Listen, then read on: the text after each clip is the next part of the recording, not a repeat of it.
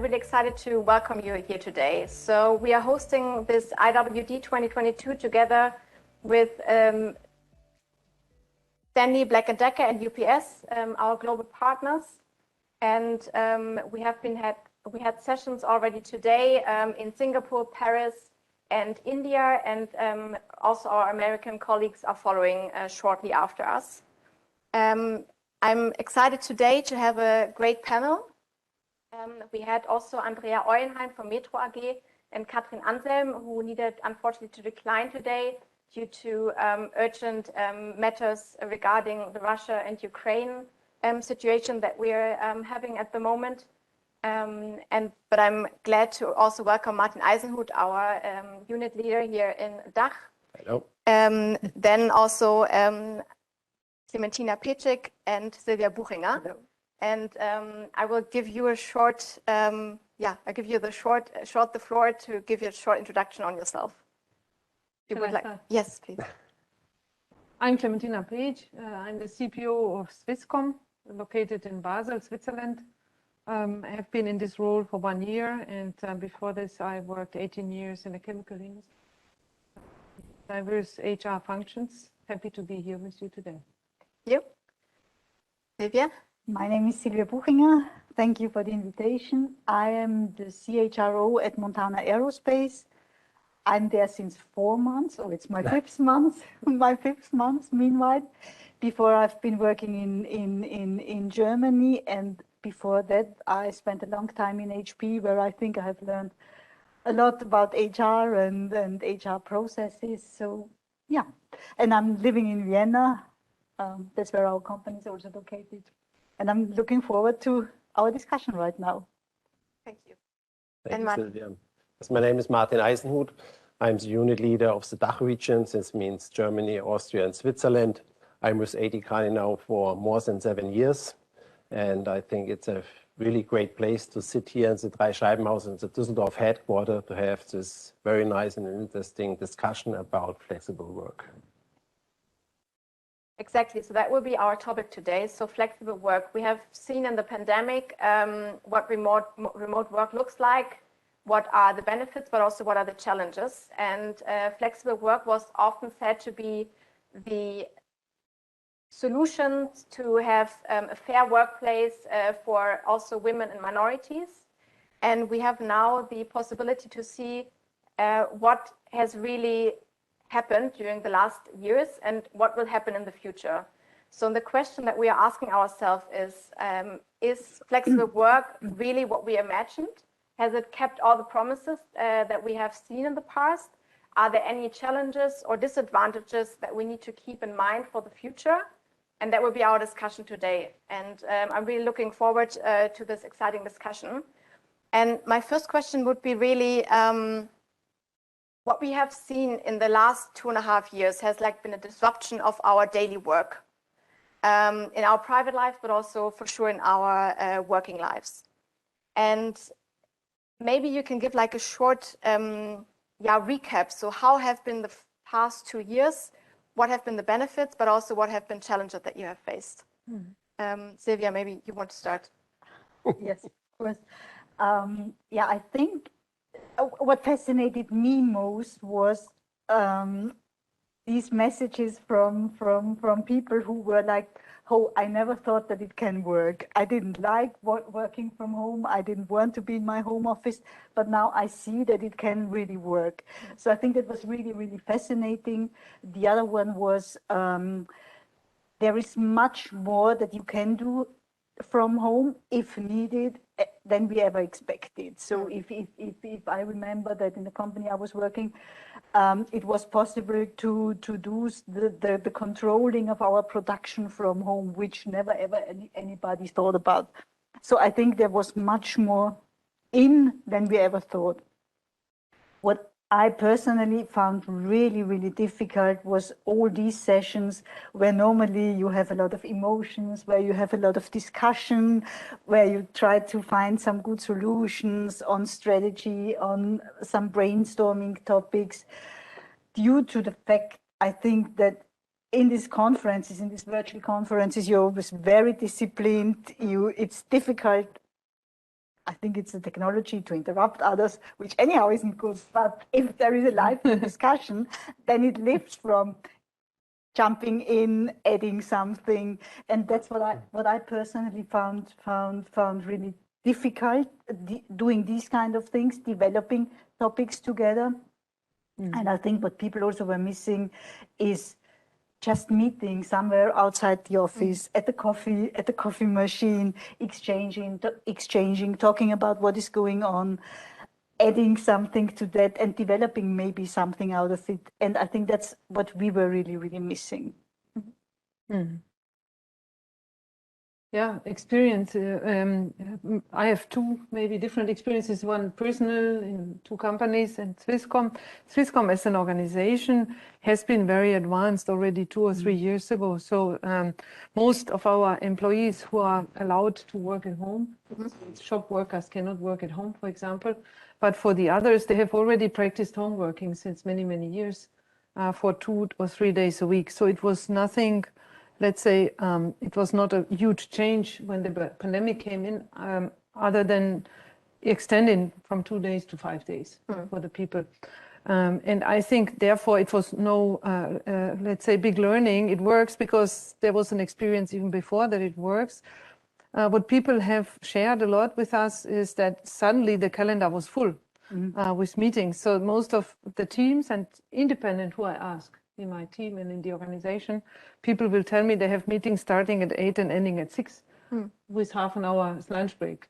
And they said they didn't have this before. So, whenever I ask, why is this? They say, because you don't have the opportunity just to quickly go to somebody and to ask something.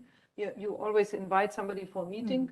Yeah. So time for reflection, time for individual concentration, and I would say also some dedicated time to prepare something is getting thinner and smaller. And this is what people have been sharing with us. On the other side, of course, everybody enjoyed the flexibility because living in Switzerland, most people travel to work. They use the trains and it's very time consuming. And this is what was not needed any longer. And therefore, people really enjoyed a lot. And we have done surveys all the time, every 6 months, asking our people how you feel and what is your preferred way forward. And 60 to 80% people said we would like to keep it like this.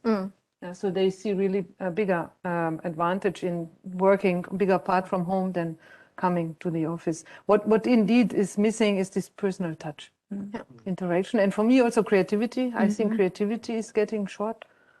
It is different if you have a workshop, you have the energy, you have the dynamics and a personal exchange, vibration. You go out and you are full of energy. When you're in a home office, you finish a day, you are tired. I would say it's the biggest difference between home office and meeting physically. Yeah. Yeah, I think maybe a little bit to complete this, I think first of all, there must be done or given a huge compliment to many, many firms, because all the firms have been able to move very quickly from a office-based work to a home office solution. And I think that's, for me personally, quite important. I think the sentence I hear currently most is, I have a call, or the call starts in 5 minutes. And I think this is what you said, is the calendar is fully blocked with appointments. And even if there's a free slot, people are picking the slot now into your calendar. And sometimes we are flying again or we are traveling. And sometimes I have half an hour available free before I go to a flight, then half an hour is free. And then people pick this appointment, so where you can't speak. Yeah. This is also one point. I think for us in general, as a service organization, we are used to it to work on any locations, at the office, at home, at client side. So it was a shift, but not such a major shift because we are already used it. What my personal experience is, when the pandemic came, I thought it's very difficult to keep relationships, to build relationships. But this was pretty easy because then you send an email, you get the appointment, and people are used to have a WebEx or Zoom call now, which was not possible maybe 3 or 4 years ago if you want to speak to a board member. So it's very easy to get access. and this was much better. What I see is of course the flexibility at home, and but also doing some sports, go out, putting in some free time in the calendar. That's the most challenge what we still have. So we had like benefits for sure, but also some challenges, like a full calendar. I would assume also the integration of private and work life. So before you went to work and then you came back home, but this is now like there are blurring lines between like private and working life. Then you mentioned before like the creativity, the innovation. What have been like actions that you did now or like what you're doing at the moment or did also in the past to help employees or colleagues to overcome this? Yeah, I think it is, anyhow, I think when we talk about working from home or flexible work, it doesn't cover everything that is around, because what we also learned is managing people who are somewhere is different to managing people or leading people who are sitting in the room next door. And this is one of the learnings on how do we set up this possibility for flexibility, which probably also means that we need to ask people, we want you to be in the office on this day or for this topic or for this meeting or for whatever, and meet and exchange and learn from each other and create things together. So I think this is something we need to handle somehow, and we need to learn. Yeah, I think, and this goes then even further in how do our, and I think what you say about Swisscom or what you say about Kani is probably very advanced already, but it is about how do office layouts look like? Is there enough space to meet when people are there? Is there the opportunity to just exchange either informally or formally, and having all these kind of things, so room for meetings, room for when everybody is here still exchanging.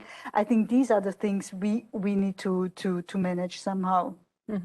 Maybe I can build on this because this is coming to my mind. I think really sitting in a room, being together in maybe the same employees from one company or with a consultant has really a value. It's not just when you look at teams, only one person can speak. When you go into a working room, you have 5, 6 different discussions in parallel. Somebody's on the telephone, and you get much more expressions also from the others. And for that reason, maybe I'm a dinosaur, but I think people coming together and seeing, exchanging also on different topics has really a value. And so, sorry, just one more sentence. What I found really, really nice was one of the ends of the pandemic. I think it was last summer, when really young people who we always think they only want to work from home and creating everything themselves, they were like, I'm so happy that finally we can go back to the office. I'm also so happy to reclothe, to wear my suit or to look nice and to dress up in the morning. So it's also these kind of things. So I think people have a quite good feeling on they want to come and they want to take some time at home, depending on what they are supposed to do. Yeah. Yeah, but your question was also, what did you do, right, to equip people? What we did is, first of all, trainings. We offered virtual trainings, how you lead remotely, how you help your team to set everything up, how you stay attuned and close to people, even though you don't meet with them. Because I think it's different when you meet physically, you can sense if somebody is okay or not. Virtually is more difficult. So how do you observe really if somebody is struggling?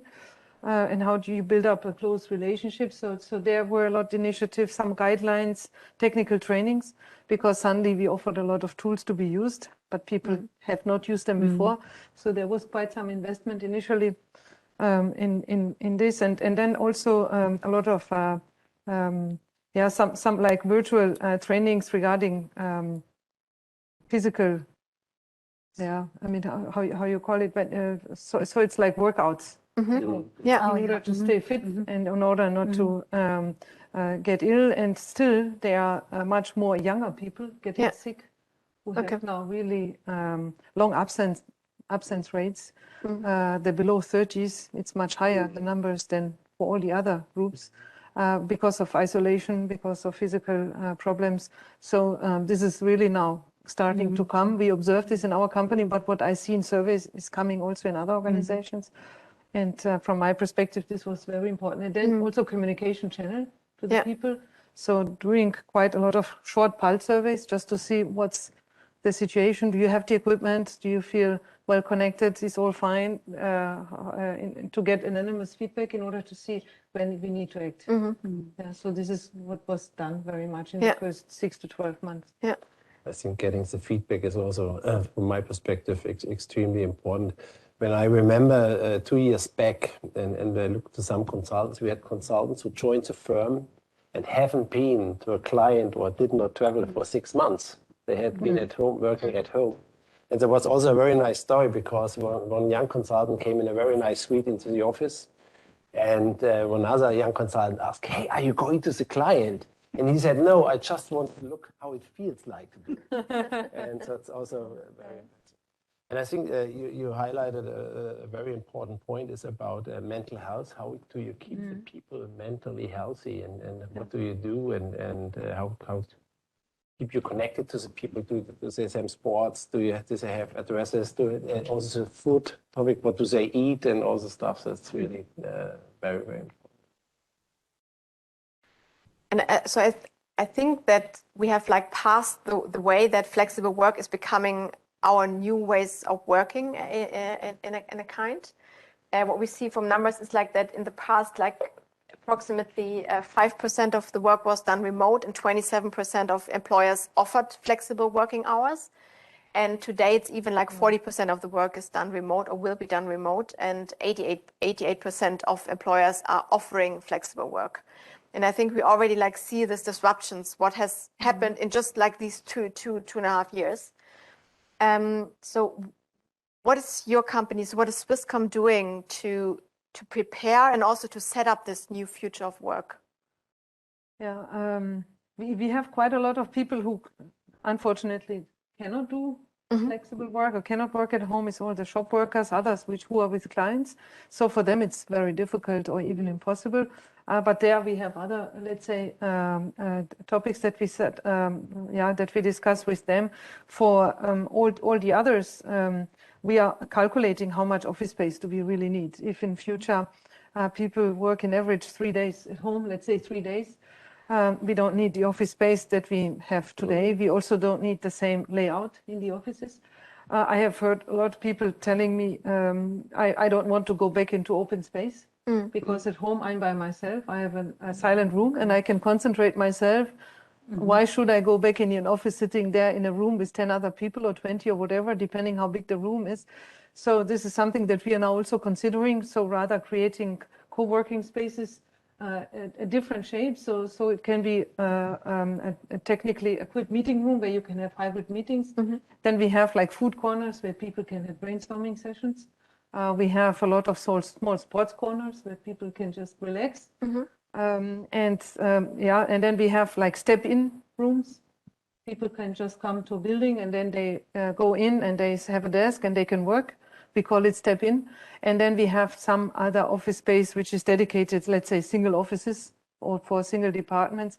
And the later two, it's getting smaller and smaller in terms of office space. And today we have a certain percentage, but we don't think that it will be the same. We think that co-working spaces and more collaboration areas, this will be the predominant way how our offices will be shaped in the future. And Silvia, for maybe just to add on, so in our company we have about 70% of people who are working in production. So as you were saying, the machines are standing there and the people have to be where the machines are. So our challenge will be when talking about flexibility of work or flexible work, it is not a question, can I work from home or in the office, because they have to be there to run the machines or to operate the machines. Here the question will be on which other kind of flexibility do exist. can teams, and maybe you have some examples I remember these examples from call centers on how teams can organize themselves in a more flexible way than just in measuring calls and or measuring the outcome of the machines. So I guess this will be and I don't have the answer yet, but this will be the question on, can we create a different kind of flexibility for those people who have to be at the premises, because they're cleaning, they are running machines, they are the receptionist or whatsoever, and then you have to be there. But how can you organize your work in a different way, maybe in a more flexible way? I think this will be the topics to think about for us. Yeah. Question will be how you can bundle activities which are not linked to a machine. Yeah. You know, and equipment cleaning, whatever, but you have even these guys in the production, they have maybe activities who are more interactive. And then thinking, can you bundle these activities and offer them more freedom and flexibility to do them somewhere else? Yeah. So I don't know. But then you really need to reorganize the day and to see how. Yeah, and as far as I understand, this is the real challenge, because if you're working in 3 or 4 shifts, there isn't too much space for people not working on the machine. But maybe it's about how you're organizing when you're working and these kind of things. Yeah. I think it's also, when we think regarding our offices, how will they look like in the future? And are people coming to our offices? Usually the place where you go to work is a place of belonging. This means if you go as a blue-collar worker to your machine, you meet your team, you're working it, you belong to a group, you belong to a firm. And if you are not going anymore too often to an office, how do you ensure that you are belonging to the team? And that's to me a pretty tough question. I think as a consultancy, it's the flexible work is of high value, because we have different types of projects. Sometimes you have projects where you have to do more analytics or AI, you can work by yourself, and you have some creative sessions, you have to work together with your client. And I think flexibility means also work from any time and work from everywhere. But if you look to the words work any time, it's also not true, because you have to work also when the others are working, maybe between 9 and 8 o'clock, whatever it is. You need core hours anyway. Core hours. And when you say work from everywhere, usually you cannot be everywhere, because you have to also be somehow closer to clients or to your teams, at least travel there. So you cannot. So it's also, the flexibility has also some borders. And it's a security question, compliance topic. So people are dealing with a lot of data. So is it secure enough to work in a co-working center? We have even people being in a train and having calls with somebody and others listening, and it's not safe. So I think there we need to be very careful, and we are very careful in our organization, but still it happens where we are saying working flexible means at home. You're really in your home where you have all security equipment, which we ensure that it meets all standards that we would like to have, but please don't work in a Starbucks. So that's not something that we really want to see. That's true. Really for security reasons. They open presentation, somebody can read, and it's not safe. So at least the people have learned when they are flying, they have to close the laptop while from the side. Yes, that's true.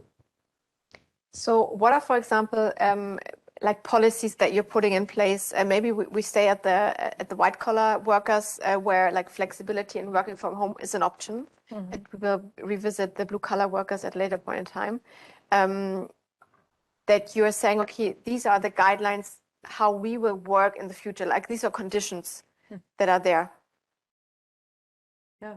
Shall I start? Yeah. We have established guidelines last year, implemented them in October last year, and we have some let's say core conditions, like a framework which is set, and we were saying people can work up to 4 days a week at home.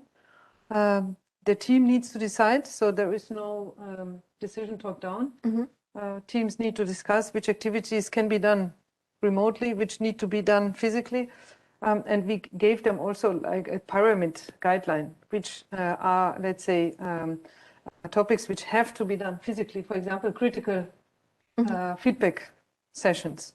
There is an absolute must, they have to be done physically. Or whatever, when you have critical topics with a customer meetings, restructuring discussions, and so on. So this is, let's say, like a continuum, and there we are saying this must be done physically, and then there are others where we say you can decide yourself where you want to work and where you want to execute your activity.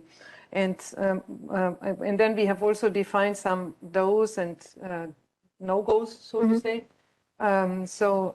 When we say teams are defining what they want to do, does not mean if there are, let's say, other requirements from a company where the leader says, I need you all together coming to a meeting, they cannot say, no, I'm not coming. So we expect really flexibility in terms of I have my own plan.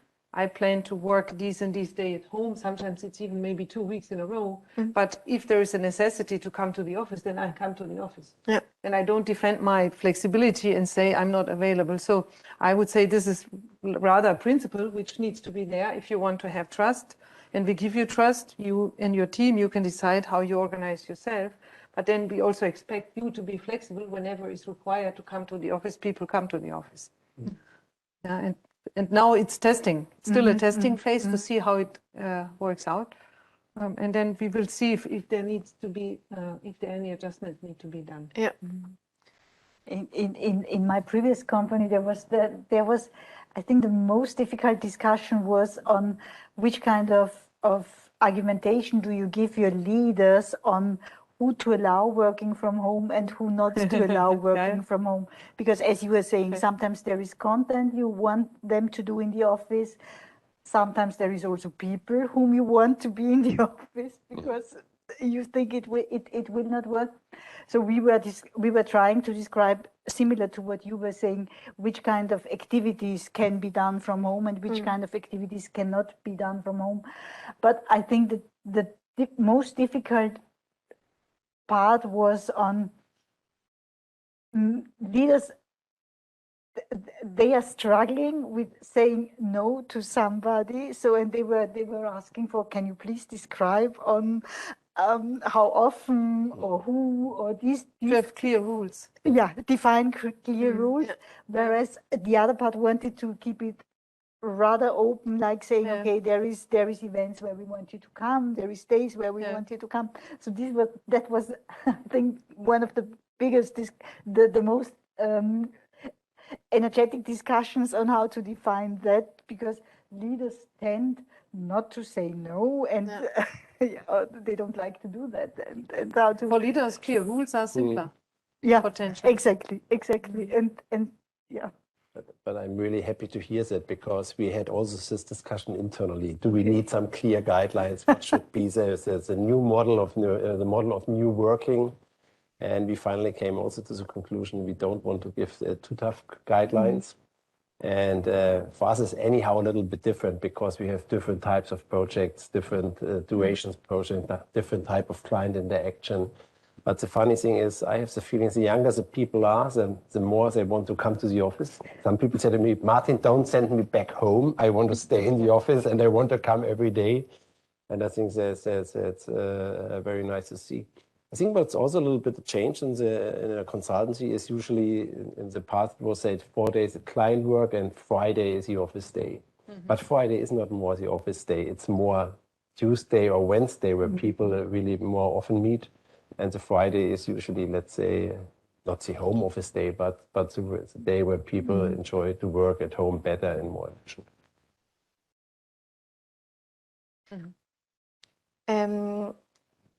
Silvia, any like guidelines at Montana Aerospace, especially for the white collar workers, that you're currently putting in place or thinking about? No, not yet, not yet.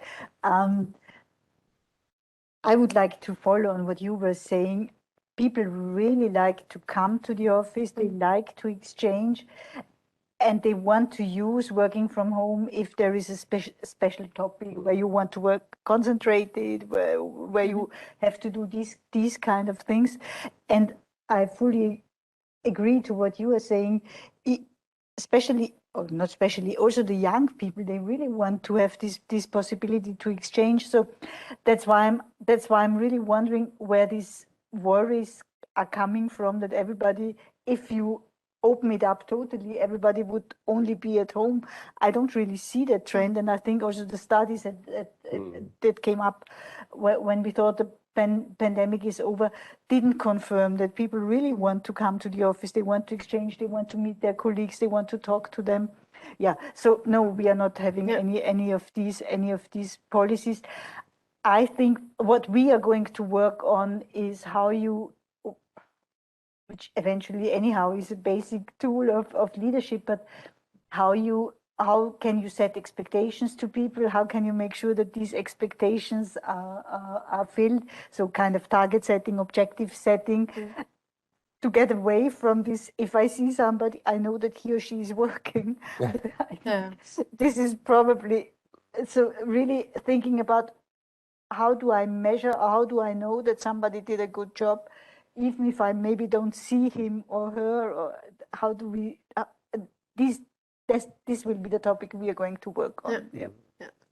So, just referring to what you said, that you don't understand why people are worried.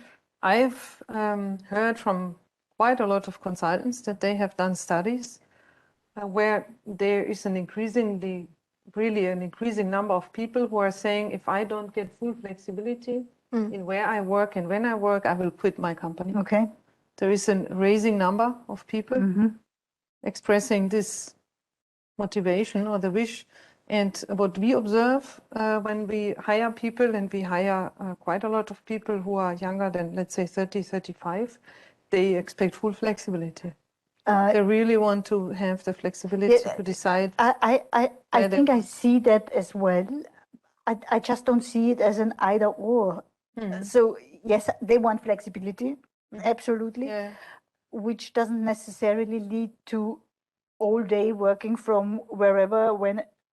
Maybe at least not in our industry. Maybe that's different. I don't know. I think this kind of flexibility is it depends also a little bit on the job, what kind of tasks you have. If you have tasks which coming every day is the same, it's a different thing if you work on a project or on an initiative. And I think it's especially for the young people who expect the flexibility on the one side, but on the other side, they want also to get the best education and training and learning. And my personal view, what I have seen, especially over the last months, is people like to learn more from experience than from books. So they want to hear the stories behind it and the look and feel. And I think that's at least from my perspective, pretty important. And But can I? About this belonging that you were also talking about, how would we create? I think that's what they are also asking for, and that's it's a good question. How to ensure a sense of belonging. This discrepancy, wanting to work very flexible, but wanting to work for a company where I belong to, where I'm feeling like proud about, and I guess that's a challenge we need to balance out somehow. And I remember a discussion which is quite a while ago with somebody who was at that time, I don't know, 27, 28, and his understanding about and he said also his friends or colleagues, or his understanding of flexible work is to organize the day more in a more flexible way. So meaning you don't come at 9 or at 8 or at whenever, and you stay then 8 hours or 10 hours, but you might be leaving after lunch or for lunch. And then and I remember his example was like, and then he takes his cello lessons, and then he goes back either to the office, or then he goes home, depending on when the cello lesson was, and he's logging in again, and then he's going on working. So that's where we are back, I think, to how do we make sure that people work at the same time, because I think that's also important. But I think it's about this kind of flexibility. What came to my mind when you said this is also what kind of risk we have. This means also we are 24 hours of, let's say, 14 hours approachable. We think we can call anytime and you get the other party on the phone because they are working at home, for instance. And I think this means also if we have this flexibility working from everywhere, it's also if you are on holidays. That's also a risk that people go on holidays and say, okay, but there's 2 or 3 calls, you can make it. And then you have also, again, these breaks. And this is also a risk with the more flexible we are, the more approachable we are, the more involved or partly involved we are also in times where we don't want to work, maybe. So maybe for the flexibility, so I think the flexibility might not be like full having the flexibility to decide when to come to the office, but not necessarily that they're not coming to the office at all. I think people want to come to the office, but they want to decide when they want to do that. At least that's my experience. Yep. Yeah. I think it's about I want to decide. Yeah. I want to decide when I work. Yeah. And what we have seen, like in studies, is that especially like from a gender perspective, women want to work like 2.5 days a week from home, but also from a race perspective. So like Black people want to work 2.5 days per week from home, compared to white people that want to work like 2.1 weeks from home, days per week from home. And I think this is already showing like different requirements and also like different setup. How people want to work in the future. And I think the big question is in terms of leadership and also fair behavior. So in the past, we've seen that people that are more often in the office, they are more prominent. They are seen more often by their superior, and maybe a promotion comes earlier. So how can we make sure that that there is still a fairness, even if people are working from home and are not present, and only if it's like 2 days? I think it is about your performance process and your performance management. How do you set expectations or objectives, and how do you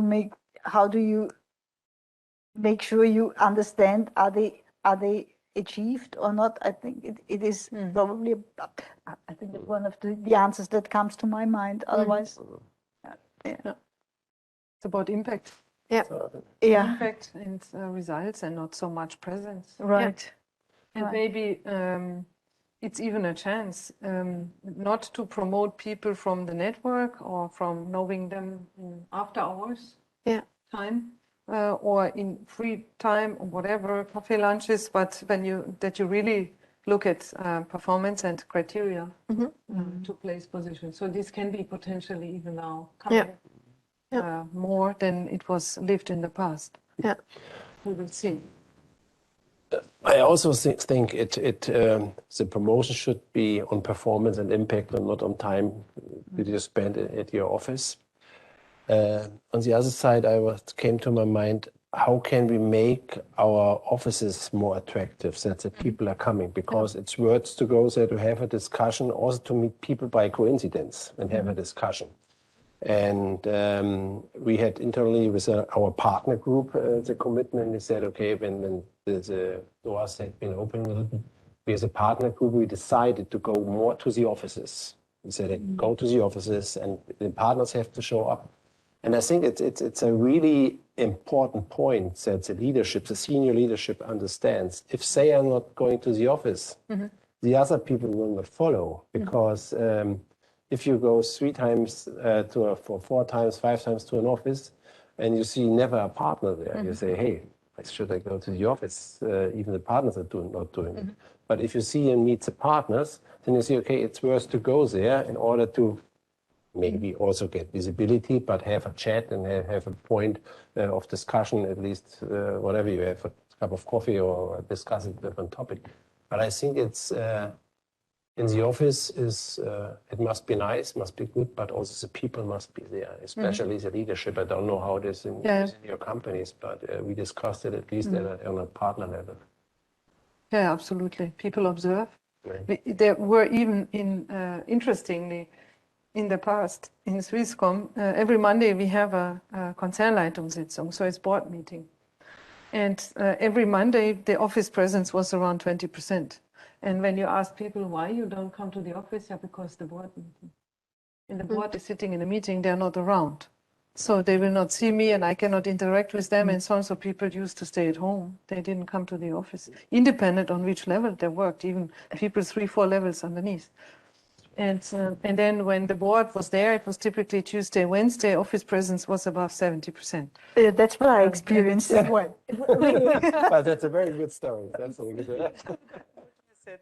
When the board was there, everybody was there. Everybody Yeah, was yeah, yeah, yeah. And in terms of sense of belonging, I also in the call center, I talked to a person last year and asked her, how is it for you working at home? And she said, it's really hard because you're always alone with all the complaints. When I worked in the office, I could exchange my experience with my colleague and with another one, and then I realized I'm not alone. They have even a worse customer calling, and she even had a much worse experience, and I felt much better. And then she said it was also good for learning because I could ask quickly, I had now this case, how did you handle it? And the learning was much faster than now working at home. And this is the sense of belonging because I think then there is really team spirit, the team exchanges and people learn from each other. And this creates this also connection to the team and connection to the company. So I think it's really crucial that all leaders think about how we get people back to work, how we ensure interaction, how we ensure collaboration, because now after 2 years pandemic, potentially people have even forgotten how this worked.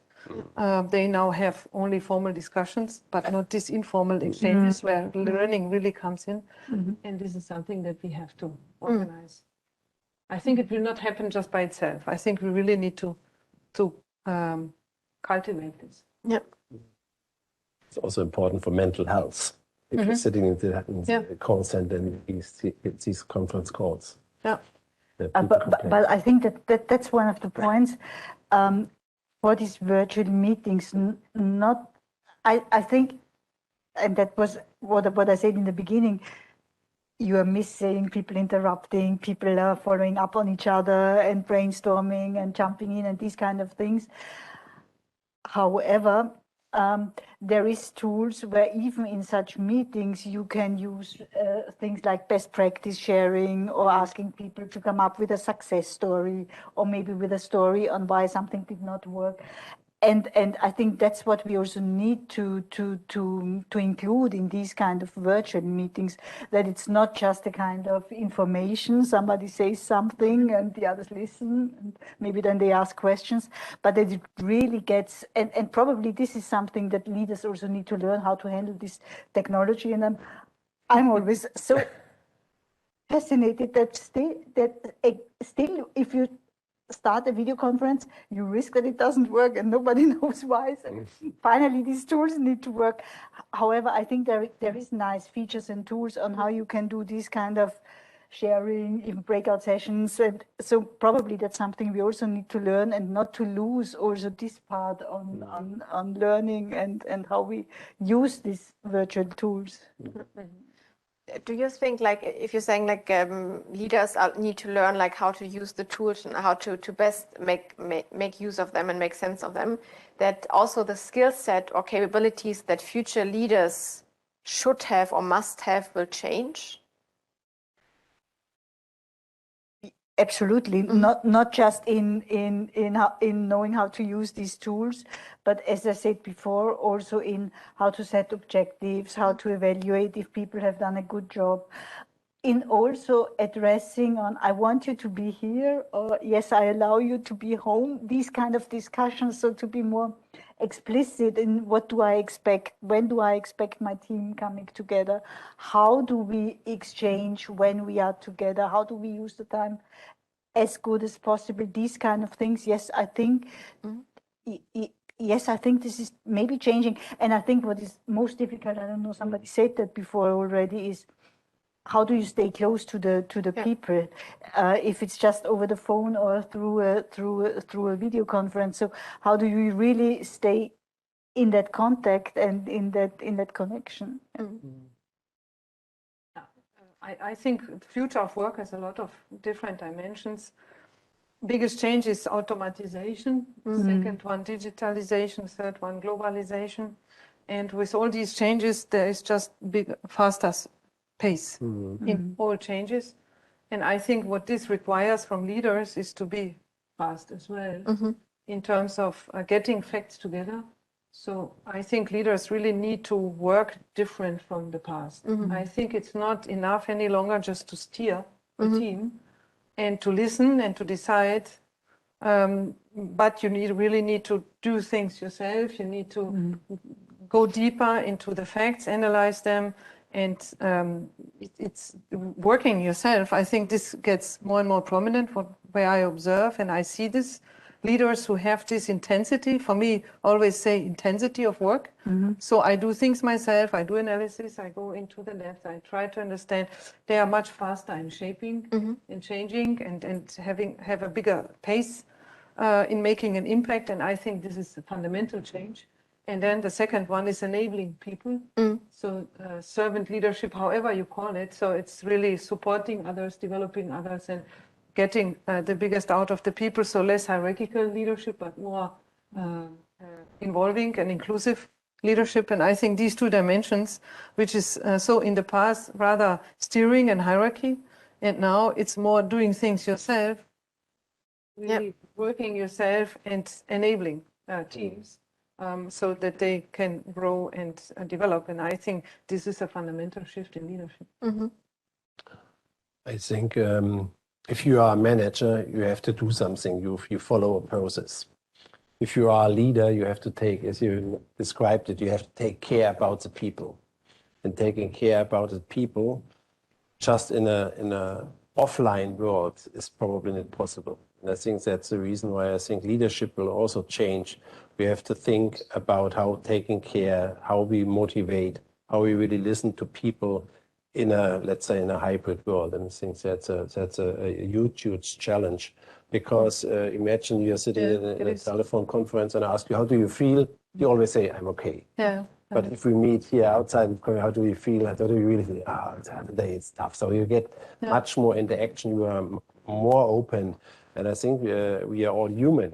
It's also, and we have to show this. And I have sometimes a feeling that if you are too much in calls or in video calls, it's more transactional. It's the emotions a little bit are getting lost. And I think the emotions sometimes, or the empathy is what it makes a difference. And I think that's the reason why leadership skills will change. I don't have an answer yet, but I think it will change for sure. Yeah, very good. So we had before like the discussion on the blue collar and white collar workers, and there's also like the discussion that there's a tier 2 workforce that is coming up. So people that are in and that are able to work flexible and that is given the flexibility, and the group that is out because they need to work on the machines, they need to be in the shop, as you said before, they need to be at the client side and fixing the network. So I understood that we don't have a solution yet, but what might be like a few ideas that you have either in your mind or but that you're already trying to make sure that also people that per se don't have a flexible job can work a little bit more flexible, maybe self-empowered in their daily work? Yeah, I mean, what is important for people when I listen to them in terms of flexibility is combination of private life and working life on one side. And I mean, the other type of flexibility, I decide what I do and so on, is always important. I think this is always motivating. And you can do this wherever you are. You can do this at home, in the office. For me, there is no difference in terms of I can do things, I can take initiative, I can shape, and I can be creative. This doesn't change wherever you work. It always depends on the relationship with the leader and on the setting in a company. So for me, this type of flexibility, I would say it's independent from, where you work and when you work. But the biggest advantage of working at home is, in fact, you don't have travel time to the office, and you can maybe do things you would never be able to do because you are far away in an office. Spend time with your kids or whatever in the spaces which you have in between. So what can you offer to people who don't have this type of flexibility? And for me, it's always about quality time. At the end, it's quality time, it's free time that people apparently have by working at home, which they don't have when they go to the office. So I think if you want to compensate something to those people who don't have the choice, who just need to be in the production facility or need to be in the shop or at customers' premises and so on, you have to find ways how you give them some quality time. So it's free time in what sense or what form ever. Yeah, additional holidays or additional time for training, for whatever the company wants to do. Maybe also to say you have extra training days to develop, to invest in yourself and so on. So it's quality time. You get more quality time, and you can choose how you invest this time. Yeah, and adding on that, I think it is also about development. So maybe becoming more flexible because you can do more different work in a shop with different machines. So these kind of things might be one on how can I develop myself?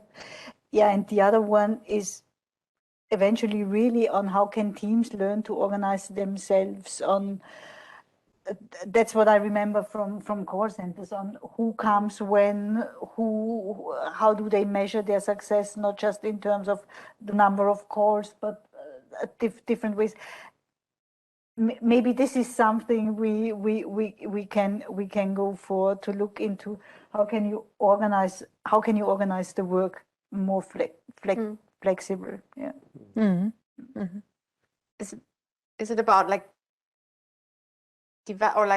organizing the work more flexible, or is it also about like giving the people also the power to decide what to do? Okay. So yes, exactly. Yeah. Them maybe organizing that. Yeah, absolutely.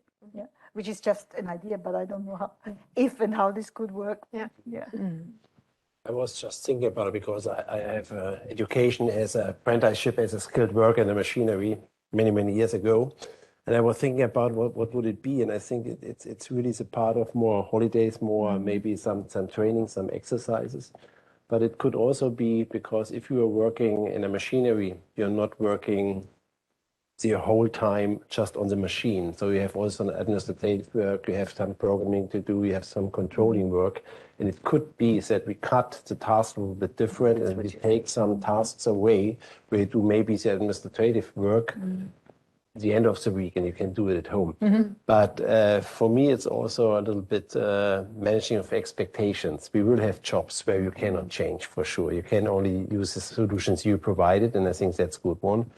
But in the end, we have to think it through, because we cannot say there's a group of people, they have only disadvantages and the others have all the advantages, if we call it this way. Yeah. Yeah. And we also touched on, there was quite a energetic discussion on belonging and culture.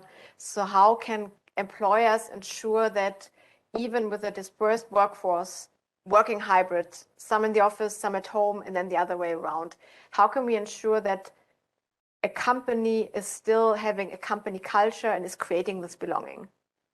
And I think like the first discussion points were like to make sure that that you have this physical interaction, that you have the connections between the people. Is there anything else where you're saying, okay, this is a trust? Clementina, you mentioned trust before. This is also something that is shaping a culture. Anything else that you say, okay, this is creating belonging and that we need to be careful and wave this into the future of work, because that will be the glue that is holding everything together? Yeah, what I observe, what is important for people is, first of all, that they understand the rationale for decisions. Why are certain decisions taken and how do they influence my role and my contribution? At the end, people want to make a contribution and they want to feel important Yeah.